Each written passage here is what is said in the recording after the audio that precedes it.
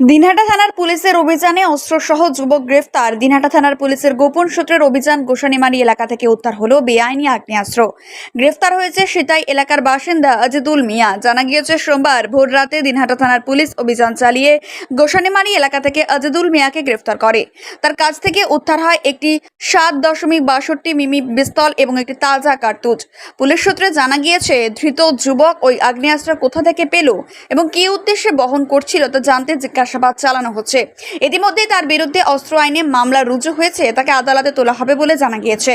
এই ঘটনায় এলাকায় চাঞ্চল্য ছড়িয়েছে। গোটা বিষয়টি নিয়ে তদন্ত শুরু করেছে দিনহাটা থানার পুলিশ। বাইক প্রেমীদের জন্য এক দারুণ সুখবর নিয়ে এসেছে আমান হোন্ডা। বামনহাট আমন হোন্ডা দুর্দান্ত ফিচার আর স্পেশাল মডেল হর্নেট 2.0 বাইক ক্রয়ের ওপর নিয়ে এলো এক দুর্দান্ত স্পেশাল অফার। বাইক কিনলেই আপনি পেয়ে যাবেন ফুল ট্যাঙ্ক পেট্রোল, সঙ্গে একটি আকর্ষণীয় গিফট, আর পাবেন বাইক ডেকোরেশনের উপর 50% ডিসকাউন্ট। কথাটি অবিশ্বাস্য হলেও এটাই সত্যি। তবে মনে রাখবেন, অফারটি শুধুমাত্র সীমিত সময়ের জন্য উপলব্ধ। হাতে টাকা কম থাকলেও চিন্তা করবেন না, কম ডাউন পেমেন্টেও থাকছে কেনার বিশেষ সুবিধা।